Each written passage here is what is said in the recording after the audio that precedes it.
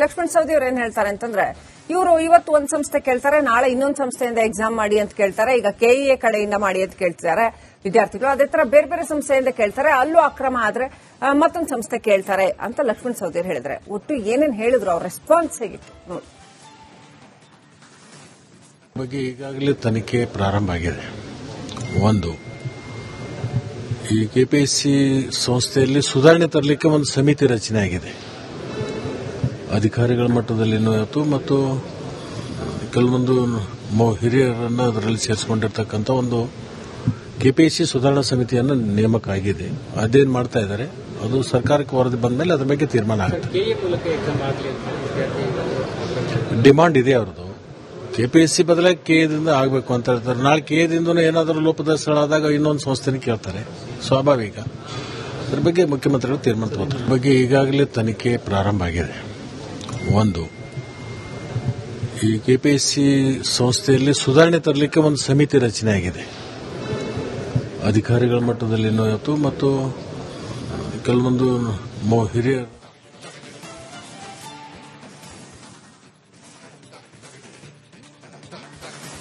ವಿಜಯಪುರದಿಂದ ಶ್ರೀಶೈಲ ಪಾಟೀಲ್ ಅನ್ನೋರು ಕರೆ ಮಾಡಿದ್ದಾರೆ. ನಮಸ್ಕಾರ ಶ್ರೀಶೈಲ ಪಾಟೀಲ್ ಅವರೇ, ಏನ್ ಹೇಳೋದಕ್ಕೆ ಬಯಸ್ತಾರೆ? ನಮಸ್ಕಾರ ಮೇಡಮ್. ಹೇಳಿ.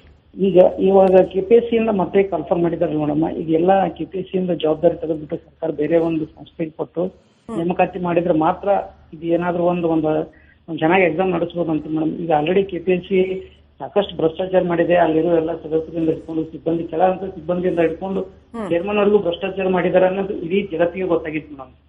ಇವರು ಯಾವುದೇ ನೇಮಕಾತಿ ಮಾಡ್ಲಿಕ್ಕೆ ಅಸಮರ್ಥದಾರೆ. ಯಾವುದೇ ಸರ್ಕಾರ ಬಂದ್ರು ಕೂಡ ಇವ್ರು ಇಷ್ಟು ಭ್ರಷ್ಟಾಚಾರ ಮಾಡೋರೆ ಮೇಡಮ್. ಇದು ರಾಜಕೀಯ ಒಂದು ಪುಡಾರಿಗಳ ಇದಕ್ಕೆ ಸದಸ್ಯರಾಗಿ ಅಥವಾ ಮೆಂಬರ್ಗಳಾಗಿ ಇರ್ತಾರ. ಅವರು ತಮ್ಮ ವೈಯಕ್ತಿಕ ಇದು ನೋಡ್ಕೊಳ್ಳೋ ಸಲುವಾಗಿ ಅವರು 100% ಮತ್ತೆ ಅವ್ರು ಭ್ರಷ್ಟಾಚಾರ ಮಾಡೋರು. ಯಾವುದೇ ತರ ಕನ್ಫರ್ಮ್ ಮಾಡಿದ್ರು ಸಹಿತ ಅವ್ರು ಭ್ರಷ್ಟಾಚಾರ ಮಾಡನೇ ಈ ಒಂದು ನೇಮಕಾತಿ ಮಾಡ್ತಾರೆ. ಸರ್ಕಾರ ಇದನ್ನ ಏನ್ ಮಾಡ್ಬೇಕು ಮೇಡಮ್, ಬೇರೆ ಒಂದು ಸಿಸ್ಟಮೆಟಿಕ್ ಆಗಿ ನಡೆಸುವಂತ ಒಂದು ಸಂಸ್ಥೆಗಾದ್ರೂ ಕೊಟ್ಟು ಬೇರೆ ಏನಾದ್ರೂ ಮಾಡಿದ್ರೆ ಮಾತ್ರ ನೇಮಕಾತಿ ಮಾಡಿದ್ರೆ ಏನಾದ್ರೂ ಒಂದು ವಿದ್ಯಾರ್ಥಿಗಳಿಗೆ ಒಳ್ಳೆ ಒಂದು ಭವಿಷ್ಯ ಸಿಗ್ತದೆ ಅಂತ ಹೇಳಿ ನನ್ನ ಅಭಿಪ್ರಾಯ. ಒಂದ್ ವೇಳೆ ಇವರು ಇದೇ ಕೆಪಿಎಸ್ ಇಂದ ನೇಮಕ ಮಾಡಿದ್ರೆ ಇವ್ರು ಯಾವುದೇ ಕಾರಣಕ್ಕೂ ನಿಯತ್ತಾಗಿ ಪರೀಕ್ಷೆನೂ ನಡೆಸಲ್ಲ ಮೇಡಮ್, ನಿಯತ್ತಾಗಿ ನೇಮಕಾತಿನೂ ಮಾಡೋದಿಲ್ಲ.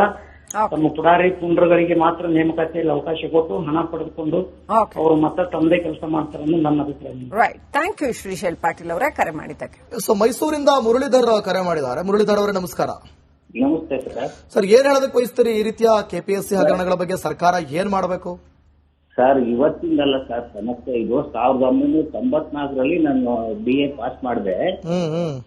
ಅವಾಗ FDA ಕಾಲ್ ಮಾಡಿದ್ರು. ಜೆ.ಎಚ್. ಪಟೇಲ್ ಅನ್ಸುತ್ತೆ 97ರಲ್ಲಿ. ಅವಾಗ ಗೋನಾಳ್ ಭೀಮಪ್ಪ ಅಂತ ಇದ್ರು. ಅವ್ರು ಕೆಪಿಸಿಸಿ ಇದಾಗಿದ್ರು.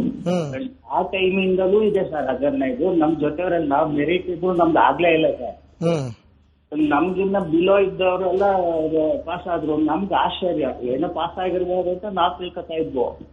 ಡಿಗ್ರಿನಲ್ಲಿ ಅವ್ರು ಏನೋ ಓದ್ತಾನೆ ಇರಲಿಲ್ಲ ಸರ್.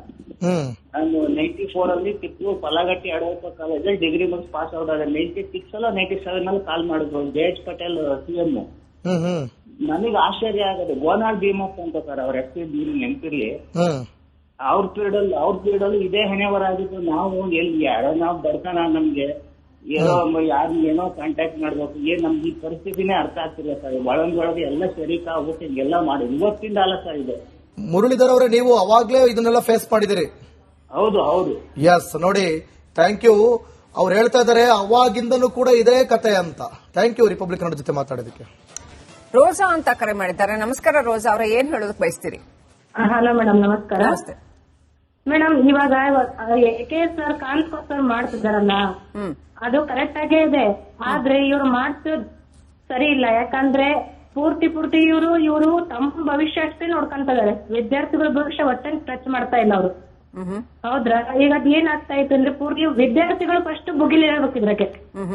ಯಾಕಂದ್ರೆ ನಾವೆಲ್ಲ ಎಕ್ಸಾಮ್ ಬರೆದ್ ಬಂದು ಇವಾಗ ನಾವು ಸೆಲೆಕ್ಷನ್ ಆಗಿಲ್ಲ ಅಂತ ನಾವು ಒದ್ದಾಡ್ತಾ ಇದ್ದೀವಿ. ಇವಾಗ ಎಕ್ಸಾಕ್ಟ್ ಆಗಿ ನಮ್ ತಮ್ಮನೇ ಬಂದಿದೆ. ಎಷ್ಟು ದಿನ ಆಯ್ತು ಅವ್ನ ಎಕ್ಸಾಮ್ ಎಷ್ಟು ಅಟೆಂಡ್ ಮಾಡ್ತಾ ಇದ್ರು, ಅದು ಒಂದಕ್ಕೂ ರೆಸ್ಪಾನ್ಸ್ ಸಿಕ್ಕಿಲ್ಲ. ಈಗ ಮೊನ್ನೆ ನೀಟ್ ಎಕ್ಸಾಮ್ ಇಂದ ಆಯ್ತಲ್ಲ ಮೇಡಮ್ ಬುಗಿಲು, ಆ ತರ ಆಗ್ಬೇಕು.